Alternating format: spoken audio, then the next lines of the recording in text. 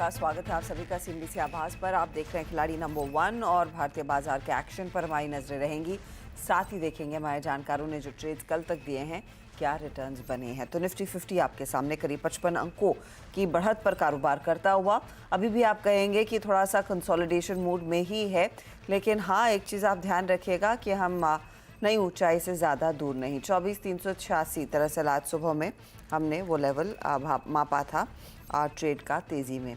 Nifty bank में आज एक पुल बैक ट्रेड बनता दिखाई दिया है। एक खरीदारी का जोर 100 पॉइंट ऊपर, इसीलिए वो इंडेक्स दिखेगा आपको। साथ ही साथ अगर आप मिड कैप्स का हाल देखें तो यहाँ पर भी 125 अंकों तक की बढ़त पर ही कारोबार बनता दिखाई दे रहा है। ऐसे में आपकी क्या रणनीति होनी चाहिए हमारे जानकारों से समझेंगे। एडवांस डिक्लाइन रेशियो पॉजिटिव है।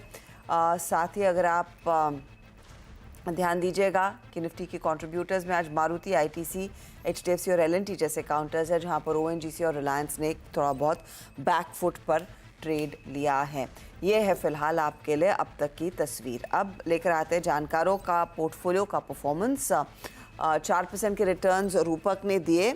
साथ ही साथ जतिन गेडिया ने करीब 2.5% तक की कमाई की और यहाँ पर ओशो करीब -1% तक के रिटर्न्स दे रहे हैं। क्या होगी आज की रणनीति, उस पर आते हैं। पहले तो इनके कोई टॉप परफॉर्मिंग काउंटर्स रहे हो तो वो भी दिखा दीजिएगा प्लीज़ डायरेक्टर साहब, फिर आगे बढ़ेंगे, जानेंगे कि आज की रणनीति क्या होनी चाहिए। तो कुछ टॉप ट्रेड्स आपकी स्क्रीन पर आएंगे जो हमारे जानकारों ने इनफैक्ट कल जोड़े थे। और हिंदुस्तान कॉपर 2% के रिटर्न्स जतिन के लिए कमा कर गया। इमामी करीब 3% की कमाई कर रहा था ओशो के लिए, और नैल्को ने करीब 2.5% तक के रिटर्न्स कमाए हैं रूपक के लिए। आज की रणनीति क्या रहेगी रूपक? थोड़ा बहुत थोड़ी सी बढ़त आई है, हल्की तेज़ी के साथ कारोबार बनता हुआ। कैसे अप्रोच करें इस मार्केट को? जी, सेंटिमेंट तो पॉजिटिव रहना चाहिए। 24,250 के ऊपर सस्टेन किया, अभी फिलहाल 350 के ऊपर भी सस्टेन कर रहा है।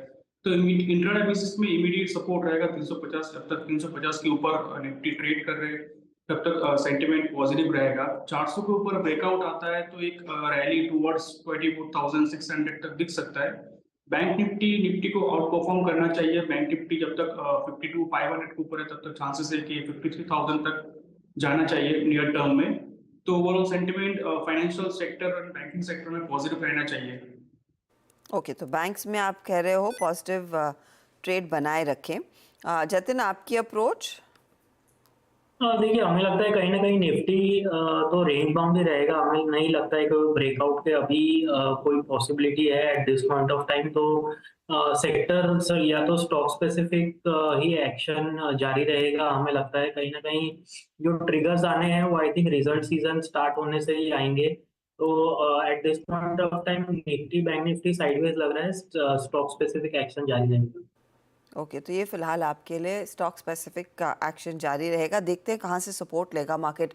ओशो, बताइए आपकी अप्रोच क्या रहेगी आज? Good morning everyone. सबसे पहले देखिए, मार्केट में अभी भी आज ही नियर अबाउट 50-55 पॉइंट का ही रेंज में मूव कर रहा है। नो डाउट हायर लेवल्स पे सस्टेन कर रहा है, बट काफी स्लेंडर रेंज है निफ्टी के लिए, तो बहुत ऑप्टिमिज्म दिखाई नहीं दे रहा है। बट यहाँ से अगर 400 के ऊपर निकलता है तो थोड़ा शॉर्ट कवरिंग देखने को मिल सकती है। तो इमीडिएटली 400 से 450 का रेजिस्टेंस 24,400 24,450 का रेजिस्टेंस देखने को मिल सकता है। वहीं लोअर लेवल्स पे 24,300 एंड 280 का स्पॉट पे सपोर्ट है। तो थोड़ा अगर डिक्लाइन आए तब बाई का अप्रोच बनेगा। हायर लेवल्स पे बेटर है कि थोड़ा साइडलाइंस रहे, मार्केट को एक ब्रेकआउट देखने दें। ओके, तो ये फिलहाल आपके लिए रफ अप्रोच। इस बीच एलएनटी के लिए एक अपडेट आती हुई कि नौसेना से फ्लीट सपोर्ट के लिए इनको ऑर्डर मिलता हुआ दिखाई दे रहा है। 1000 से 2500 करोड़ के ऑर्डर्स यहाँ पर कंपनी बैक करती हुई दिखाई दे रही। स्टॉक आपके सामने 1.1% ऊपर है आज। लेकिन क्या ट्रेड लेना है उस पर आते हैं। पहले तो इनके टॉप परफॉर्मिंग स्टॉक स्क्रीन पर लेकर आएंगे जो हमने कल देख लिए थे। लेकर आइए आप प्लीज़ ओशो का पोर्टफोलियो पहले। और कल इन्होंने इमामी दिया था, वो एक टॉप ट्रेड साबित हुआ इनके लिए। अभी भी यहाँ पर इन्होंने प्रॉफिट बांध लिया है। बाय द वे, नैम इंडिया में इन्होंने 685 के आसपास प्रॉफिट बुक किया। डीमार्ट का ट्रेड अभी भी ओपन है। ओशो, नया ट्रेड आज का? आज का एक नया ट्रेड मैं अभी करंट लेवल्स पे एक्यूमुलेट करना चाहता हूँ, देना चाहता हूँ। नियर अबाउट लेमन ट्री में बहुत अच्छा मूवमेंट एक्सपेक्टेड रहेगा। अगर डेली चार्ट पे देखें तो लेमन ट्री में एक इन्वर्टेड हेड एंड शोल्डर का पैटर्न बन रहा है एंड 150 के ऊपर बहुत स्ट्रॉन्ग ट्रैक्शन काउंटर में देखने को मिल सकता है। सो लेमन ट्री पे बाई की रिकमेंडेशन है 158 से 160 के टारगेट्स के लिए एंड शॉर्ट टर्म ट्रेडर्स के लिए 144 का स्टॉप लॉस मेंटेन करने की सलाह रहेगी। ओके, तो 158 से 160 का टारगेट यहाँ पर तेजी वाला ट्रेड और 144 के आसपास का स्टॉप लॉस रहेगा। ये है फिलहाल आपके लिए लेमन ट्री की अपॉर्चुनिटी। रूपक का पोर्टफोलियो अगर आप देखेंगे तो इनके भी इनफैक्ट कुछ पीएसयू ट्रेड्स थे, उसमें से एक तो पीएफसी ये कैरी कर रहे हैं। एआईडी पैरी दूसरा ट्रेड है जो इन्होंने कैरी किया। नाल्को में आज सुबह में इन्होंने प्रॉफिट बांधा है 206 रुपये 50 पैसे पर। आज रूपक नया ट्रेड क्या जोड़ रहे हैं? नया ट्रेड रहेगा मेरा वेल्समैन लिविंग। तो स्टॉक ने एक रिसेंट लिमिटेड आपने कहा? कंसोलिडेशन पैटर्न था उसका ब्रेकआउट दिया हाई वॉल्यूम के साथ और मोमेंटम इंडिकेटर भी पॉजिटिव मोमेंटम इंडिकेट कर रहा है। तो अपसाइड में 175 तक जा सकता है नियर टर्म में। एक स्टॉप लॉस रहेगा 150 वेल्सपन लिविंग। ओके, तो आपका टारगेट 175 है और ये स्टॉप लॉस 158 का, करेक्ट? राइट। तो 7% तक के गेन्स यहाँ पर देखने को मिल रहे हैं। ये है फिलहाल वो ट्रेड वेल्सपन लिविंग का। Company I think bathware etcetera बनाती है, टॉवल्स, बेडशीट्स, रोब्स, ये वो वाली कंपनी है।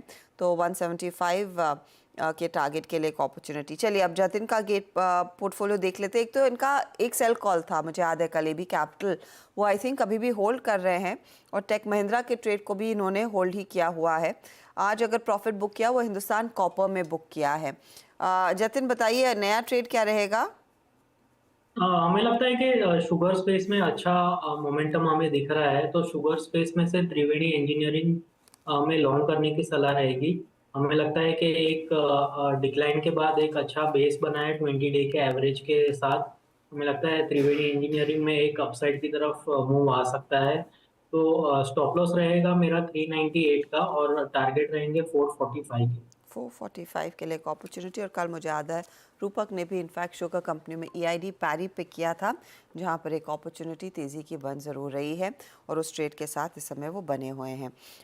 और त्रिवेणी इंजीनियरिंग 445 का टारगेट, 398 का स्टॉप लॉस, दूसरे दो ट्रेड्स होल्ड किए हैं। तो एक एक ट्रेड ही दरअसल हमारे जानकारों ने वैसे बदला है। आई थिंक ओशो एक और ट्रेड जोड़ पाएंगे। ओशो आप देखिएगा कि आपको कुछ मिल रहा है या नहीं, तब तक सेंको गोल्ड के मैनेजमेंट से बात कर लेते हैं। और सेंको गोल्ड मुझे याद है कल दोपहर में मार्केट क्लोज से 10-15 मिनट पहले इनका Q1 का अपडेट आया और वहाँ पर परफॉर्मेंस दरअसल अच्छा है। कुल सेल्स 9% बढ़ती हुई दिखाई दी है। सेम स्टोर सेल्स ग्रोथ करीब 4% रहा। रिटेल सेल्स ग्रोथ 11% के आसपास रही। आगे डिटेल्स के लिए हमारे साथ कंपनी के CEO और MD शुभंकर सेन जुड़ रहे हैं।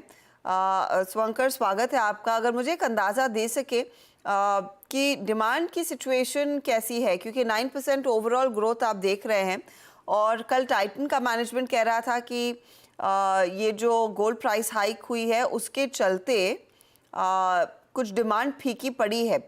आपके लिए सिचुएशन कैसी रही? देखिए ओवरऑल हम लोग का 9% ग्रोथ रहा, रिटेल सेल्स में 11% का रहा। तो देखिए in terms of growth numbers तो अच्छा दिखता है, मगर अगर लास्ट ईयर का तुलना में हम लोग देखें तो लास्ट ईयर में हम लोग का ओवरऑल 18% ग्रोथ था। तो क्वार्टर 1 में ये जो सिंगल डिजिट ग्रोथ का कारण यही रहा, गोल्ड का प्राइस ऑलमोस्ट 15 से 20% जंप ले लिया in the month of April, because ये वॉर के कारण, अनसर्टेनिटी के कारण, और उसके साथ साथ ये जो इलेक्शन का सिचुएशन चल रहा था और हीट वेव का जो इम्पैक्ट था, ये बहुत सारे कस्टमर्स को उनका जो सेंटिमेंट है वो नेगेटिव कर देते हैं। लोग खरीदने का मूड नहीं दिखाते हैं। तो ये सारा चीज लेके जिस हिसाब से हम लोग सोचे थे तो हिसाब से नहीं हुआ। 11% ही रिटेल सेल्स में ग्रोथ आया।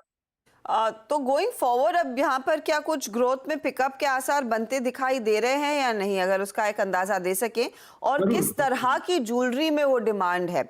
How is your plain gold jewellery doing versus studded? अभी अगर हम लोग पूरा लास्ट ईयर की तुलना में एनालाइज करें तो हम लोग का समर्स, लास्ट ईयर समर्स में भी बहुत सारे वेडिंग डेट्स थे। कंपेयर टू दैट इस बार वेडिंग का मैक्सिमम डेट्स आपका second half of the year में है।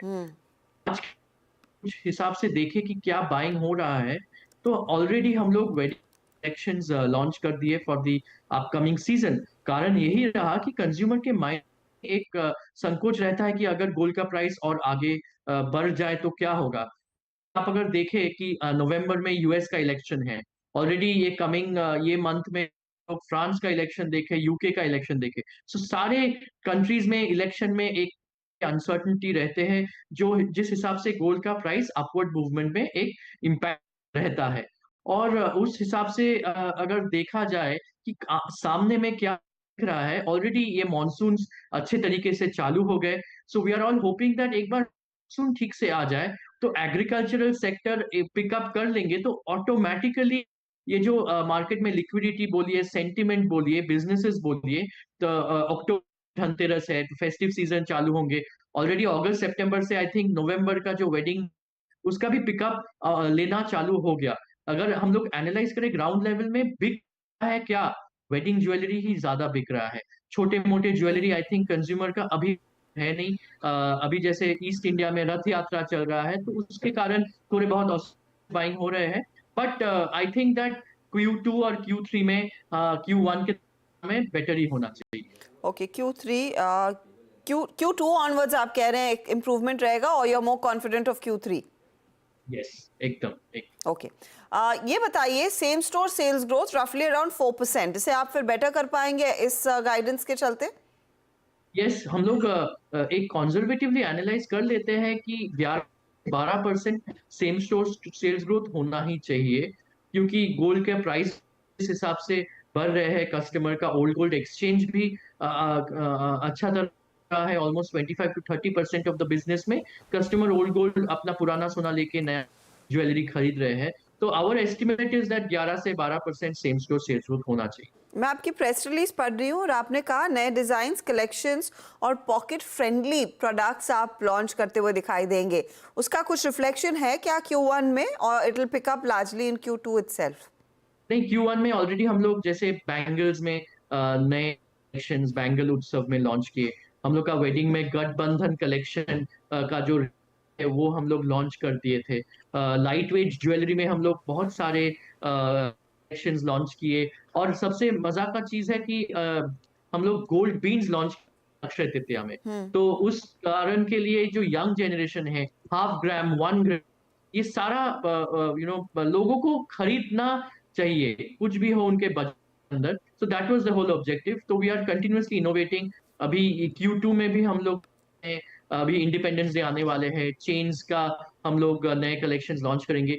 देखिए, क्वार्टर टू क्वार्टर हिस्टोरिकली भी हम लोग देखें कि कोई क्वार्टर अगर थोड़ा स्लो चल जाता है तो नेक्स्ट क्वार्टर्स में वो मेकअप कर देते हैं। तो हम लोग पॉजिटिव है, नए नए लाते रहेंगे, एंड फिर कंज्यूमर्स का जब मूड आएगा वो लोग जरूर खरीद लेंगे।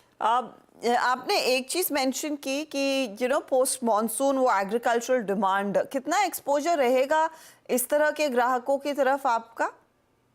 नहीं, हम लोग का जो फ्रेंचाइज है वो अधिकतर आपका टायर 2, 3, 4 सेमी अर्बन या सेमी रूरल टाउन्स में है। और एक चीज हम लोग देखें कि हम लोग का जो ये छोटे शॉप्स है वो लास्ट ईयर के तुलना में इस Q1 में थोड़े अच्छे ही परफॉर्म कर रहे थे, which is a good sign. I think that mood अच्छा है। एक बार ये अभी फोकस रहता है उन लोग का फार्मिंग में, तो द मोमेंट वो एग्रीकल्चरल सेक्टर का सेल्स मार्केट में आना चालू हो जाएगा, we will be able to see demand of gold by these rural sector consumers picking up. बहुत बहुत शुक्रिया Shubhankar, and good luck for the rest of the year. Hopefully ये FY25 वाला साल ज़्यादा बेहतर रहेगा। सेकेंड हाफ में ज़्यादा शादियाँ, ज़्यादा ऑस्पिशियस इवेंट्स हैं, तो वो पिकअप देखने को मिल सकता है, लेकिन Q1 was also not too bad. चलिए, इस मोड पर लेंगे एक छोटा सा ब्रेक के बाद आपके लिए लेकर आएंगे हमारे जानकारों के पोर्टफोलियो का अपडेट, और देखते हैं ओशो एक और ट्रेड जोड़ रहे हैं इस समय या नहीं।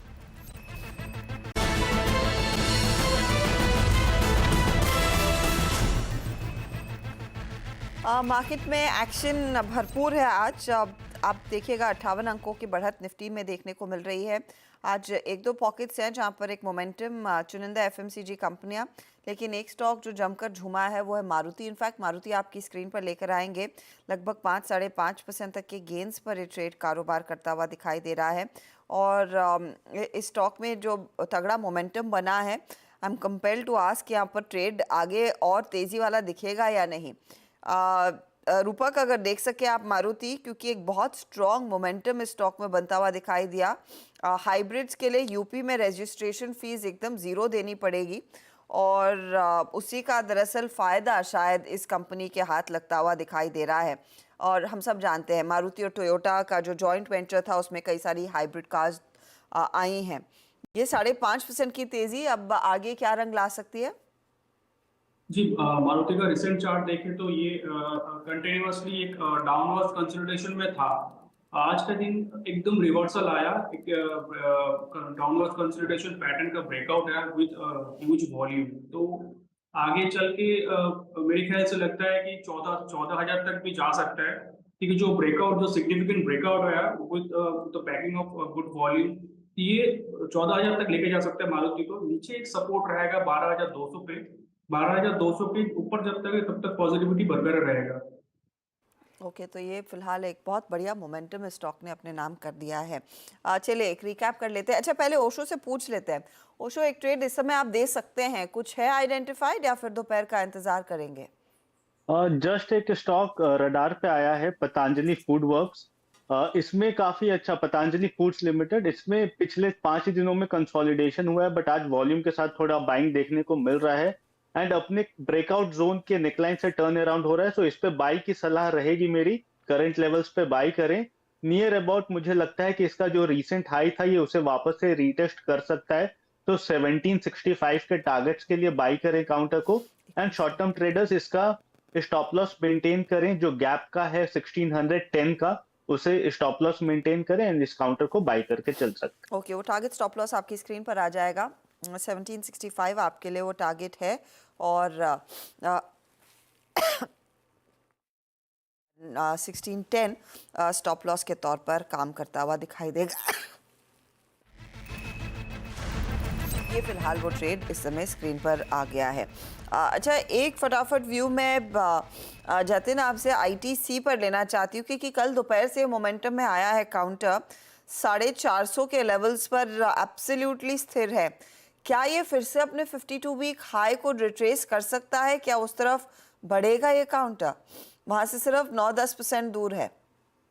डेफिनेटली अगर जो मैं आईटीसी की बात करूं तो हमें लगता है कि एक इम्पोर्टेंट की इवेंट जो कल हुआ था वो उसने अपने 200 डे मूविंग एवरेज के ऊपर कल के ट्रेडिंग सेशन में एक डिसाइसिव क्लोज दिया था और आज हमें एक फॉलो थ्रू बाइंग इंटरेस्ट ऊपर की तरफ देखने मिल रहा है। तो डेफिनेटली जो 430 से लेके अभी तक की जो रैली हुई है वो वन साइडेड रैली हुई है, तो थोड़े बहुत फेजेस ऑफ कंसोलिडेशन जरूर आ सकते हैं। लेकिन हमें लगता है कि शॉर्ट टू मीडियम टर्म में इसका जो साइडवेज कंसोलिडेशन का फेज था वो कंप्लीट हो चुका है और अब ये जो भी इसमें डिप्स आएंगे वो एज अ बाइंग अपॉर्चुनिटी हमें देखनी चाहिए। 480 500 तक के लेवल्स डेफिनेटली ये स्टॉक में आने वाले दिनों में देखने मिल सकता है। ओके, तो ये फिलहाल आपके लिए आईटीसी पर एक व्यू और 453 के आसपास ट्रेड, लेकिन आगे 480 500 की तरफ बढ़ सकता है काउंटर। चलिए, आई थिंक हमारे जानकारों के सारे पोर्टफोलियो तैयार होंगे, वो आपके सामने पेश कर देते हैं। सब ने अपने ट्रेड्स जोड़ दिए हैं। जतिन का एबी कैपिटल कल का सेल कॉल अभी भी बरकरार है, 220 का टारगेट है यहाँ पर। टेक महिंद्रा इन्होंने कैरी किया है 1525 के टारगेट के लिए, 1440 का स्टॉप लॉस। और त्रिवेणी इंजीनियरिंग 445 का टारगेट है, 398 का स्टॉप लॉस लगाएंगे। 1.5% की कमाई लगभग त्रिवेणी कर रहा है और नियरली 1% के रिटर्न्स वो सेल साइड का ट्रेड इनको करके दे रहा है। अब आइए अगले पोर्टफोलियो पर, और वो है आपके लिए ओशो का। डीमार्ट के ट्रेड को कैरी किया, 5100 target, 4720 stop loss. Lemon tree अभी जोड़ा, 158 का टारगेट है, 144 का स्टॉप लॉस। पतंजलि फूड्स अभी अभी ऐड किया है, 1765 टारगेट और 1610 का स्टॉप लॉस है। 0.5% के गेंस पतंजलि में, लेमन ट्री भी आधे % से ज़्यादा के गेंस देता हुआ, लेकिन एवेन्यू सुपरमार्ट ड्रैग कर रहा है। आइए अब रूपक के पोर्टफोलियो पर। पीएफसी कैरी किया 580 टारगेट, 527 स्टॉप लॉस। एआईडी पैरी 860 का टारगेट है, 749 का स्टॉप लॉस। वेल्सपन लिविंग भी बाय साइड का ट्रेड है, 175 का टारगेट और 158 का यहाँ पर स्टॉप लॉस बन रहा है। एआईडी पैरी इनको 2% से ज़्यादा के रिटर्न्स दे रहा है, 1.5% की कमाई पीएफसी में, तो आधे % के रिटर्न्स वेल्सपन लिविंग में। ये है फिलहाल आपके लिए इस समय अपॉर्चुनिटी। अब लेकर आते हैं ओवरऑल रिटर्न्स। तो रूपक 7% के रिटर्न्स पर हैं, ओशो अब 4.5% के रिटर्न्स पर और जतिन 3.5% की कमाई करते हुए। ये है आपके लिए ताज़ा अपडेट खिलाड़ी नंबर 1 का। स्पीच आप सभी से हम लेंगे फिर इजाज़त। Good luck gentleman. कोई भी बदलाव होगा तो उसका अपडेट हमारे जानकार हमारे साथ शेयर करेंगे और 1 बजे उसकी जानकारी आप सभी लोगों के सामने पेश की जाएगी। सोशल मीडिया पर भी वो इन्फॉर्मेशन आती है। गुड लक टू यू आज के ट्रेड के लिए। चले लेंगे एक ब्रेक के बाद फोकस रहेगा कमोडिटी मार्केट के एक्शन पर। याद रखिएगा 24,400 के आसपास ही इस समय इंडेक्स है और ऑल टाइम हाई से अब सिर्फ 10 पॉइंट दूर। लेंगे एक ब्रेक और लौटेंगे।